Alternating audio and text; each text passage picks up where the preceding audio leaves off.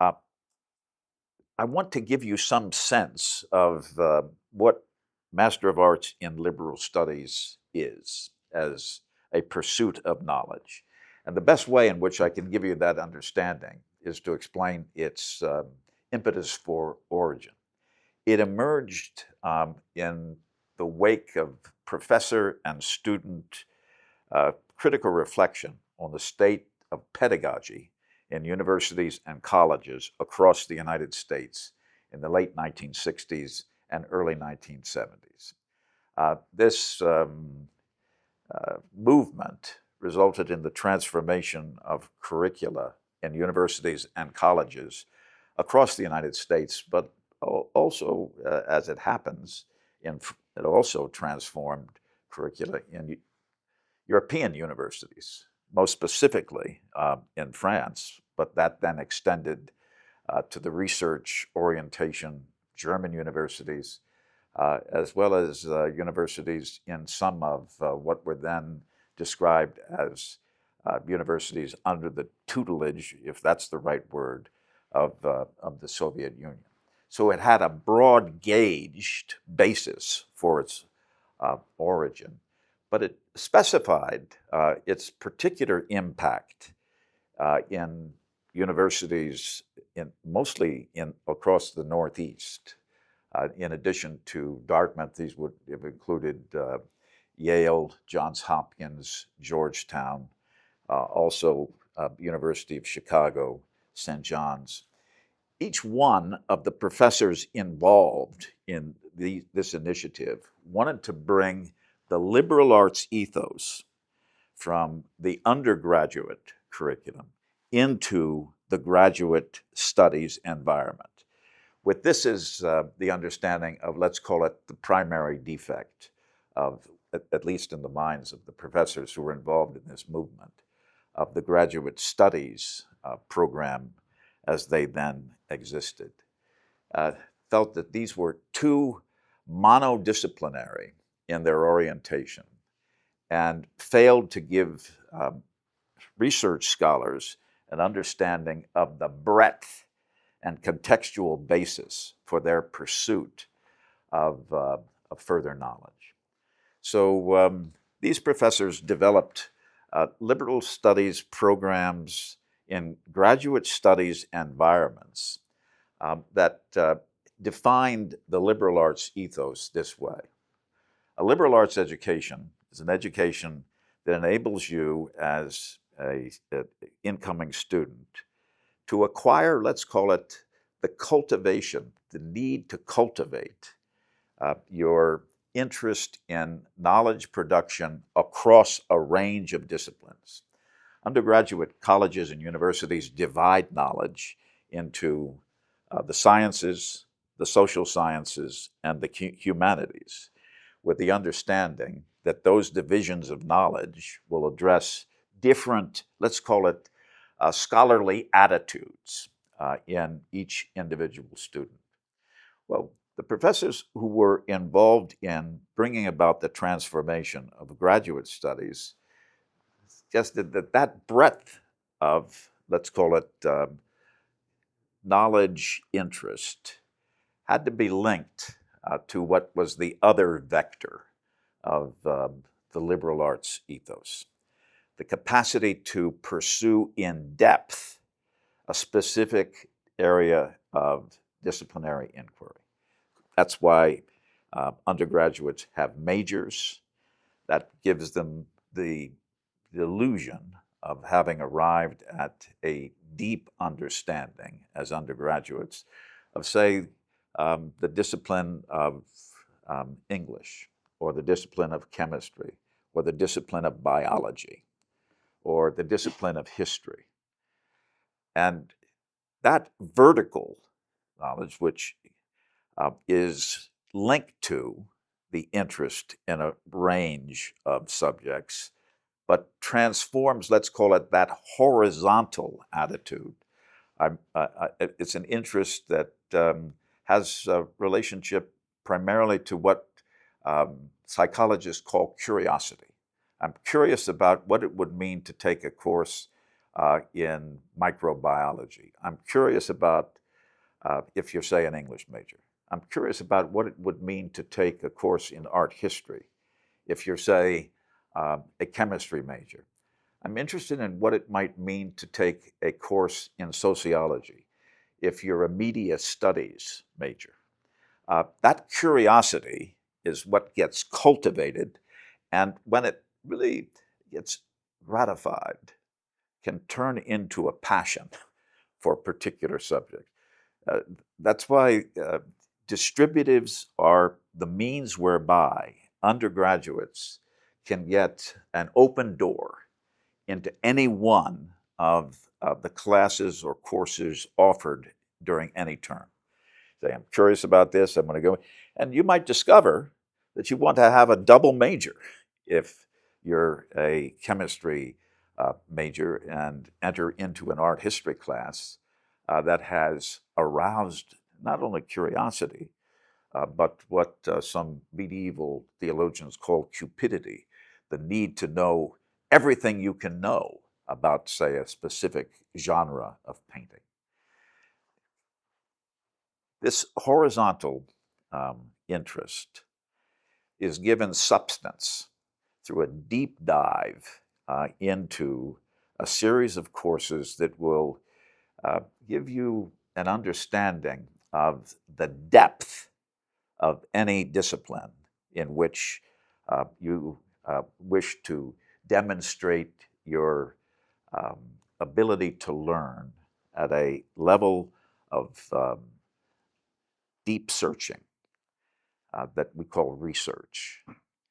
And when you have established the relationship between the in-depth learning and the curiosity that can animate in-depth learning, you get what the theorists in the late Middle Ages of the liberal arts, they call it artis liberalis, understood to be the basis for a free human being. Artis liberalis are liberating arts.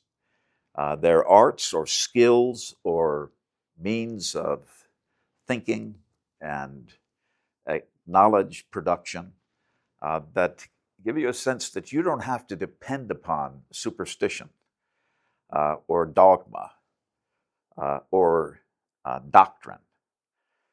You can, as a free person, arrive at a relationship to the knowledge that is otherwise dictated on terms that acknowledge your capacity for criticism, acknowledge your capacity for doubt, acknowledge your capacity for questioning. And professors who wish to turn all the entirety of that ethos into the basis for transforming the graduate studies ethos devised a series of courses that had as the primary instrument for transforming graduate studies interdisciplinary or multidisciplinary learning, with the understanding that, say, any question of research that you brought up in even the most advanced and technical of science studies could not be fully engaged or understood without an alternative disciplinary perspective, different lenses, different ways of engaging the question.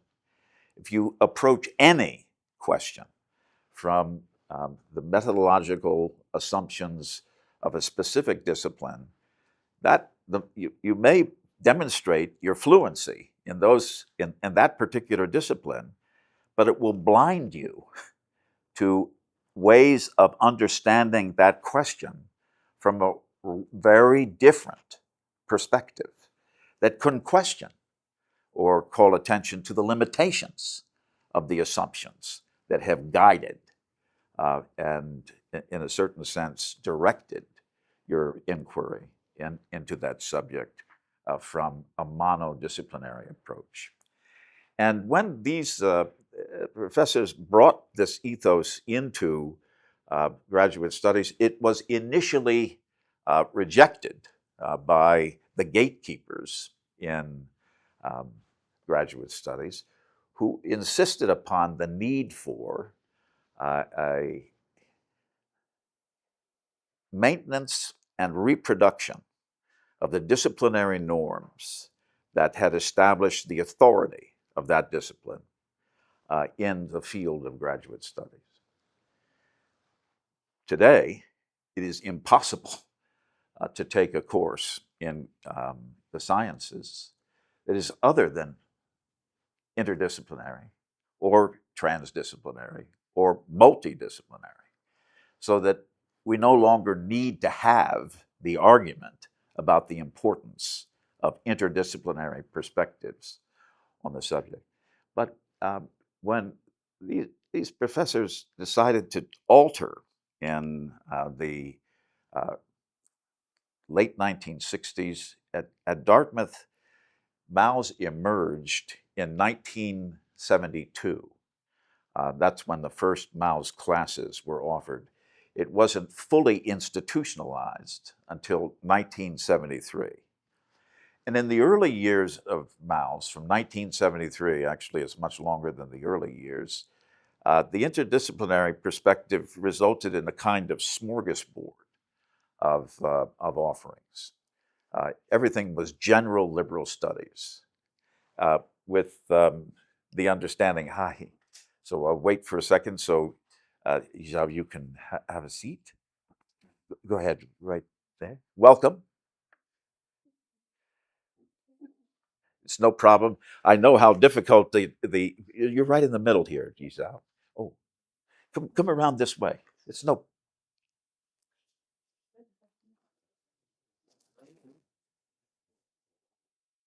I know how difficult it can get into the traffic, even coming in from Canaan has been impossible. That's why I took a 2 hour leap ahead. Welcome to the, and we'll be able to fill you in on what's already been said in a few minutes. But for the first 26 years, the MALS program was general liberal studies, meaning you could take a smorgasbord of courses that would get you, but this didn't prepare you for continuing work in graduate education. So when I became chair in 2000, I decided that I would develop concentrations that would enable students in the humanities, which who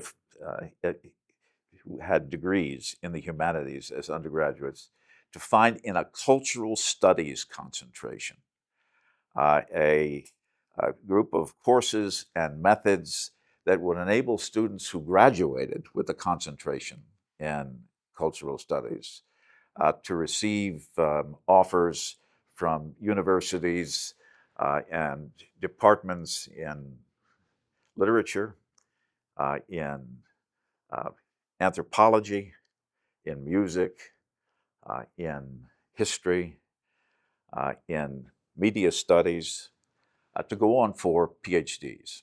So to give but one example of this year's students who graduated in cultural studies, the student who received the award, the thesis award in graduates in for the concentration in cultural studies, got a full ride in African American studies at the University of Massachusetts at Amherst. 4 years ago, a student who worked on what she described as the pink cyborg, the way in which students and internet users across China could get through the red wall by developing instrumentations that eluded the state apparatus means of censoring. That student received a full ride at the University of Chicago in Asian studies.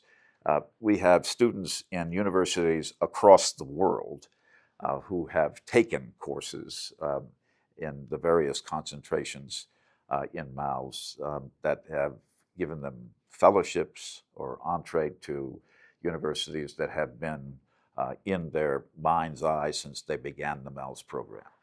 Concentration in cultural studies mirrors the division of knowledge called the humanities. Globalization studies mirrors social sciences. Art and creative writing mirrors every one of the performance studies disciplines in liberal arts universities and colleges across the world. So MALS today is a program that, unlike MALS programs in every other university and college in the United States, is taught within the Graduate Studies division of Dartmouth. All other MALS courses are taught within continuing education. MALS has the bona fides of the Graduate Studies Guarini Institute, and that means that your degree will be recognized by universities at the graduate level, not only across the United States, but throughout the world.